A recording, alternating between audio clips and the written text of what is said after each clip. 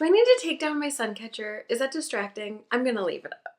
She needs to be a part of this. Hello, welcome back to Learning Curves. I'm Anastasia, and I'm so excited about this. I am gonna teach you guys how to make superhero capes. So for my daughter's 5th birthday, a year and a half ago, I made back capes for all the kids. I'm gonna show you what I did to make the back cape. That you can adapt this to make any superhero cape. You can make up your own superhero, you can change the colors, you can change the applique.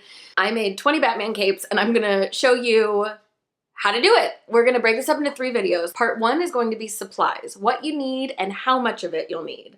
Part 2 is going to be your pieces, making your pattern pieces, cutting out all of your pieces. And then 3 is going to be assembly. And then I think we're gonna do a bonus video, maybe 2, about making a mask, superhero mask. I mean, you can also adapt this to be any mask, any shape. If this sounds like something you're interested in, please be sure to subscribe so that you don't miss the next videos in the series. And here we go! Let's do a beginner's dive into each of the materials we'll need. First, bias tape. When you go look for bias tape in a store, it can be super overwhelming. There's so much stuff here. Piping, rickrack, a bunch of types of hem tape, and binding for each in tons of colors. I almost only ever use double fold bias tape from the store or when I've made it myself.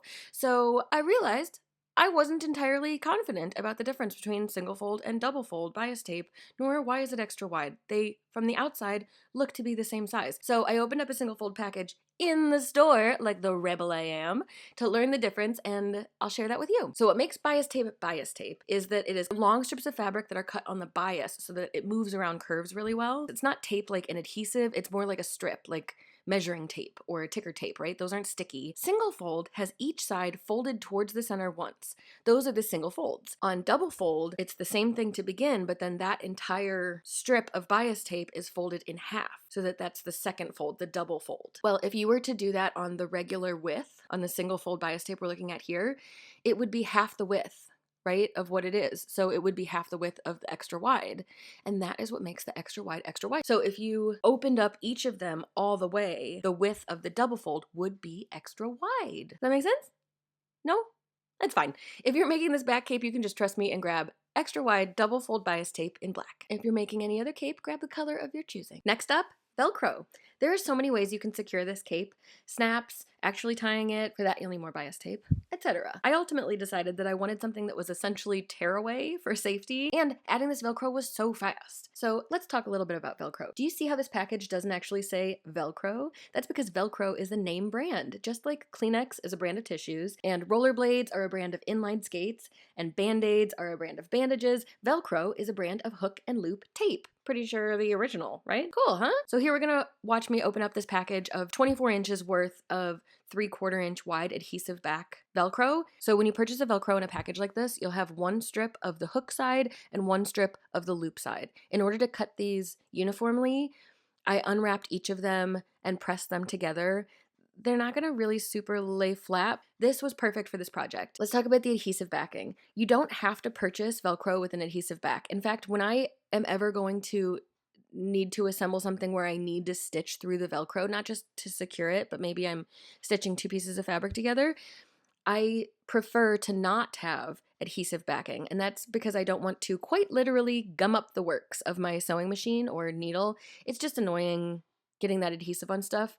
But here, I wasn't going to be sewing through it. This was the very last step. So because I was just sticking this Velcro on at the end, it was perfect to have the adhesive backing. Really, the only thing to watch out for here is that the hook side, which essentially is like loops cut in half at the top, is scratchy.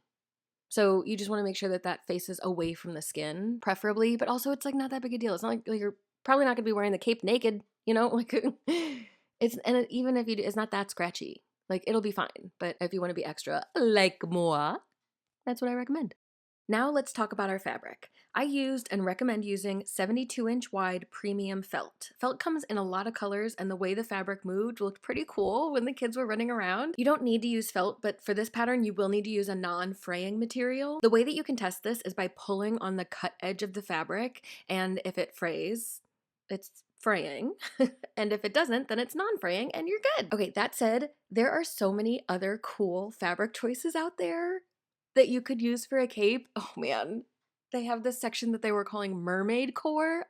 Yes. You would just need to modify the pattern to address any fraying edges, so the sides and the bottom. And really you do that the same way that we're gonna talk about the yellow fabric applique in our third video. So you'll need this fabric for your cape, the actual cape itself, and for the applique. Applique is just something that's applied on top. It's not really structural, it's just like a thing on top. On this cape, the applique is the bat symbol. So you will have leftover felt when you cut your cape pieces out, and that will be enough for the little bat, the little black bat that goes on top. But for the yellow, you'll need an additional fabric. When I originally made these, I had a fraying fabric, so you'll see in our third video, in our assembly video, how I addressed that.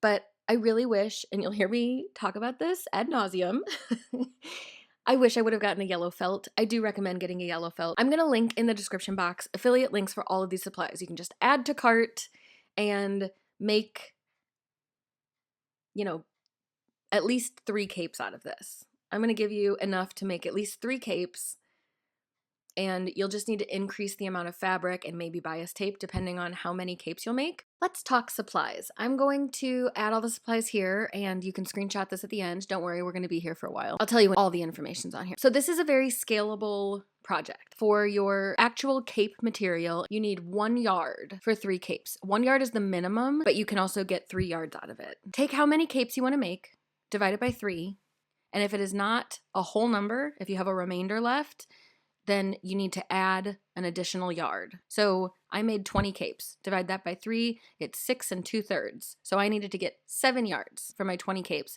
and I had enough then to make 21. Then the yellow felt, a 1/4 yard of that will get you 10 capes worth of ovals. If you don't get felt, if you get like a 44-inch wide fabric that you're gonna be doubling up, a 1/4 yard of that will get you 3 ovals. A lot of places, a 1/4 yard is the smallest amount that they'll cut for you, but you need to make sure you have at least 5 inches wide. Then the bias tape. 1 3-yard package, that's the size that a package usually comes in, will make you 7 kids' capes. The larger the neck you're making the cape for, the fewer you can get from the package. So measure the finished length that you're gonna want around the neck and add 2 inches. You'll see why when we assemble. And that's how long you need for a single neck, and then you can divide 3 yards by that. And then for the Velcro, 1 24-inch package of 3/4 inch wide Velcro, so it's 24 inches long, a 24-inch long strip, and the width of the Velcro tape, the hook and loop tape, is 3/4 inches.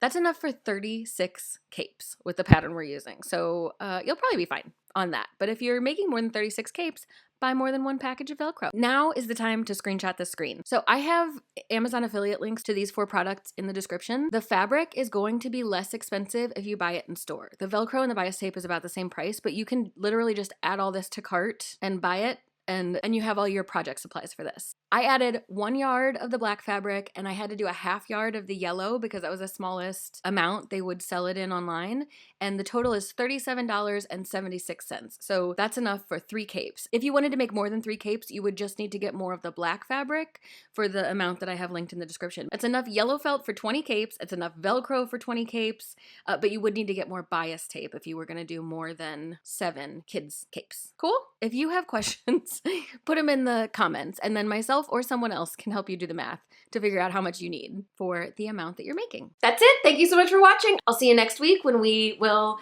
create our pattern pieces and cut everything out. Have a good week till then.